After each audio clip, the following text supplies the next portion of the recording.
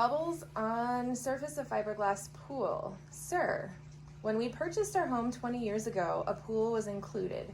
The pool was constructed by the previous owner using concrete blocks filled with cement, and the floor was poured in place over an extensive rebar cage. Once that cured, the entire pool was overlaid with layers of fiberglass. All was well for a few years, but over time the surface became faded, and we have since painted it 3 times with epoxy pool paint.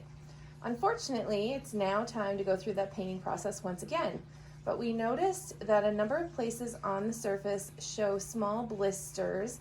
When punctured, they release water. Our concern is moisture seeping through the fiberglass causing delaminations, or is it the paint that's failing? We are considering having the pool coated with eco-finish, but we don't want to waste money doing the wrong thing. I thought a sound approach would be to sandblast the fiberglass off the surface, then apply the new finish. Images can be provided if you would like. Any suggestions would be greatly appreciated. Okay, so likely what's going on here is, again, you've got an old fiberglass finish that was layered, and the bubbles that you're seeing that are full of water, if you smell it, oftentimes even when we eco-finish a fiberglass shell, and as soon as you drain it and the sun starts hitting it, you'll get these little blisters that pop up that we drill out, and they're full of, well, while it looks like water, it doesn't smell very much like water, and maybe it's a combination of both, but likely it's part of the chemicals that were in it from the beginning. I mean, the only thing that I've been able to really verify is that it's a really strong smelling, very much smells like a resin from fiberglass. And it could be that, I mean, at least what I've experienced, it could be just chemicals that are trapped inside that come out, or it could be water, and there's a chance that it could be leaching through. The paint is certainly going to fail over time. It does not have a real good ability to seal that shell for very long.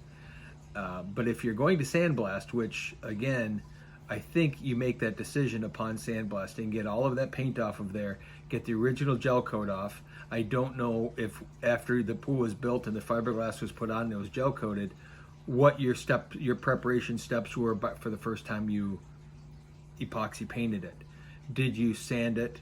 Did you get rid of the original gel coat that might have still been on there while it faded?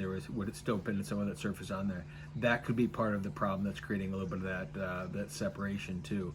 But once it's completely sandblasted and you get a real good look at the surface, that's when I would make a determination. It'd be far less expensive for sure to just repaint it. I happen to love the eco finish, and it has served us very well, but it's certainly an expensive process compared to painting the pool. So I think that would be your call, but it's hard to know until that surface is back down to fiberglass and see what's going on. Once you make the determination, I'd love to say do eco finish because I happen to love eco finish, but I also understand that there's a considerable difference in cost between painting it and eco finishing it, and I wouldn't hold it against you at all if you just painted it again.